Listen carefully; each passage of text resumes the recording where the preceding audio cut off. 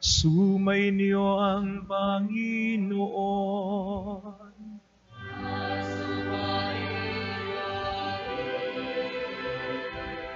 Ang mabuting balita ng Panginoon ayon kay San Juan.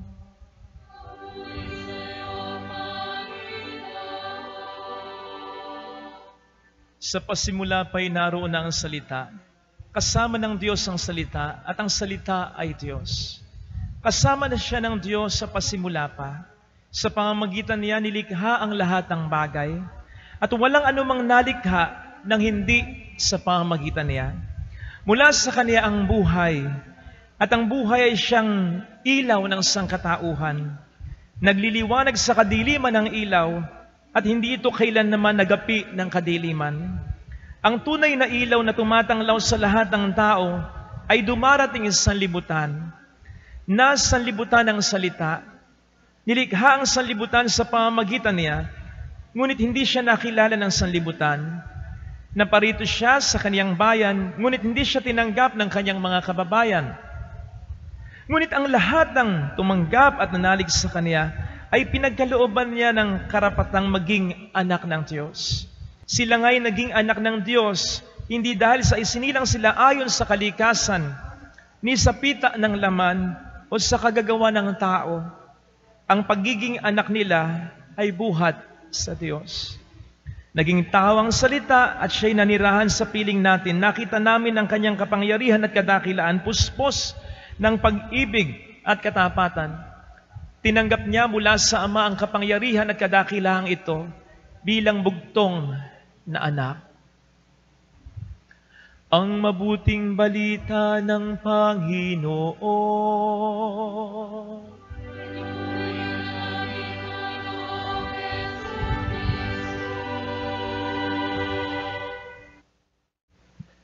Magandang umaga po sa inyong lahat. Palagay ko isa sa mga ayaw ng mga either lumalabas o napapalabas ng seminaryo ay ang rutinaryong buhay sa loob nito. Ano ba yung sinasabi nating rutinaryong buhay sa loob ng seminaryo? Ganire. Araw-araw gising ka, 5:30, that time. 6 a.m., punta ka na sa ibaba sa chapel, morning prayer. 6:15, meditation. 6:30, misa. 7:15, breakfast. 8 a.m., house cleaning. 8:30, klase. 11:30, Bible reading. 11:45, midday prayer. 12, lunch. 1, siesta. 2, klase. 4 p.m., recreation time. Laro-laro na. 5 p.m., rest time. Merienda time. Bath time. 6 p.m., study period na. 7 p.m., evening prayer. To be followed by dinner. 8 p.m., rosary. 8:15, night prayer. Tapos study period ulit. Tapos by 10 p.m., lights off. Tulugan na. Kinabukasan, kung ano yung sinabi ko, yun at yun pa rin ang gagawin mo. Sa piling ng yun at yun pa rin mga tao, o di ba nakawiwindang ang buhay na ganito? Nakakainip, boring. Pero alam po ninyo, ako nainip din. Yung mga natuloy magpare, yung mga nakapagtapos, sigurado nainip din. Ako nga minsan sabi ko, nakaka-7 taon na ako. Hindi pa ba tapos? Ganito ba katagal magmisa? 10 taon. But one thing na po pwedeng pagkakaiba ng mga namin sa ibang hindi natuloy, pagdating sa pagiging mainiping ganire, yung paniniwala na itong ginagawa ko, boring man, nakakapagod man, may ginagawa itong maganda sa akin.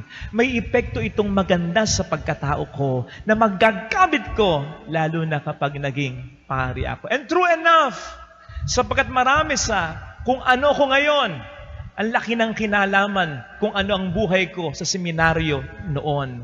Pagdating sa pagdarasal, pagdating sa pag-aaral, pagdating sa disiplina. Nakuha kong lahat halos doon. So one thing, kapag may ginagawa tayong isang mabuting bagay, at parang tinatamad na tayo na ipagpatuloy kasi parang walang nangyayaring resulta, parang wala naman yatang nakakakita o wala naman sigurong makakakita ng aking ginagawa, ituloy mo lang. Kasi may magandang epekto yan at may magandang kahihinatnan ang lahat ng yan. Somewhere in the Bible, mababasa doon na ang Diyos daw ang ating manglililok. Tayo ang putik na nilililok. Alam naman natin kung paano nilililok ang putik, di ba? Paikot, ikot, ikot, ikot. O sige, kung ikaw yung putik na yon, ikot ka ng ikot. Sa bandang simula, hanggang sa tumatagal ng kaunti. Baka makapagsalita ka, ano ba? Ikot na lang ako ng ikot. Hilo na ako. Wala ba akong ibang gagawin? Ito na lang ba ang plano mo sa akin? Ano ba? Reklamo ka ng reklamo bilang putik, pero hinuhubog ka hanggang sa, teka, nagkakaroon ako ng marka dito, ng hubog dito. Teka, nawawala yung gaspang dito. Kumikinis ako. Hanggang sa ikaw ay isang maging magandang flower face na. See? Sa ating buhay ngayon, may mga ginagawa tayong paulit-ulit. Parang paikot-ikot na walang katapusan. Yan ang nakapagbibigay sa atin ng katamaran. Ipagpapatuloy ko ba? Sa trabaho, sa negosyo. Ang tagal ko nang ginagawa ito. Ang tagal ko nang nagbabanat ng buto. Wala pa rin magandang resulta. Yung talagang resultang hinahanap ko sa paglilingkod. Bakit ganon? Sa pagpapakabuting tao, magpakasama na kaya ako? Bakit yung kakilala ko gumagawa ng masama? Mas mabilis umaasenso. Maging sa relasyon, nakikita kaya ng asawa ko yung ginagawa kong sakripisyo? Na-appreciate kaya niya yung pagsusumikap ko para sa pamilyang ito? Nakikita kaya ng magulang ko ang pagiging responsable ko? Nakikita kaya ng biyanan ko ang mga mabubuting ginagawa ko? May mangyayari kaya sa buhay ko? Makapag-asawa pa kaya ako? Magamit ko pa kaya itong pinag-aaralan ko? Nakakainip mag-aral sa panahong ito, etc. Kapatid, again, whenever we are doing the right thing, something good is happening, and something even better is about to happen in the end. Nag-usap-usap nga kaming minsan mga pare, napag-usapan namin yung pagkakaiba ng mga bagong pare sa mga lumang pare. Pag sinabing lumang pare, yung matagal ng pare, ako hindi na ako bagong pare. 14 years na akong pare. Sabi namin, tingnan mo mga batang pare. Talaga, nakita mo, ang ganda ng suot, patong-patong yan kahit mainit. Nako, plansyadong-plansyado. Halimbawa din, kapag nagmimisa ang mga batang pare, lakas ng boses. At gusto niya may choir. Gusto niya lahat kinakanta. Misa kantada. At wag ka.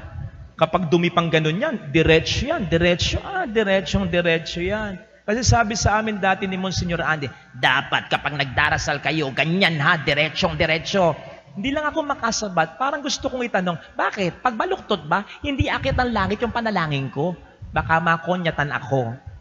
Ganyan ang mga bagong pare. Pero pag luma na ng pare, kahit ano na lang, hindi na masyadong plansyado, isang patong na lang. Kapag luma ng pare, ayaw na masyadong kinakanta. Yung mga kanta sa loob ng misa, ano gagawin mo? Sasayawin mo? Ayaw niya nung may choir. Gusto niya dati misa kantada. Nung bata-bata pa siya. Ngayon gusto na niya misa ratsyada. At ang mga medyo lumang pare, nakaganyan na. Manalangin tayo. Minsan nga nakaganyan na lang, manalangin tayo. Don't get me wrong, hindi natin pinipintasan dito yung mga mahihina na, yung mga may sakit. Wala tayong hahanapin sa kanila. But my point is, I've seen bishops and priests, kahit matanda na, may fire sa kanilang mga mata. Malalim pa rin kung maghumilya. Ganado pa rin sa misa. In contrast with, may mga batang pare, na kahit bata at may enerhiya, wala nang gana sa pagbibigay ng misa. Yun ang sinasabi natin. Yung intensity mo sa paggawa ng mabuti, yung quality ng ginagawa mong mabuti, dapat pantay yan hanggang sa huli. After all, we are called not to be successful, but to be faithful. At hindi ito mahirap, yung hinihingi sa atin ng Panginoon. Hindi. Mas mahirap pa nga yung to become successful eh. Yung may napatunayan ka na, yung may nagawa ka na, yung kilala ka na, yung mayaman ka na, yung may posisyon ka na. Successful yan. Pero yung pagiging faithful, kahit hindi pa nangyayari ang lahat ng yan, na bonus na lang ng yung faithfulness, yung success, kahit hindi pa mangyayari ang lahat ng yan, basta ginagawa mo ang the best mo, ang the best na pagpapakabuting tao, minu-minuto, segundo, oras, bawat sandali ng buhay mo, success na yon sa mata ng ating Panginoong Jesucristo.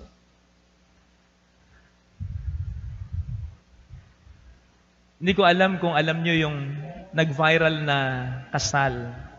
Doon nagsimula ang lahat kung bakit nagva-vlog tayo ngayon. Dahil doon sa kasal na yon. Ngayon ay 39 million views na yata. Anyway, nung mag-viral yon, di ko akalain, naiyak ako. Bakit?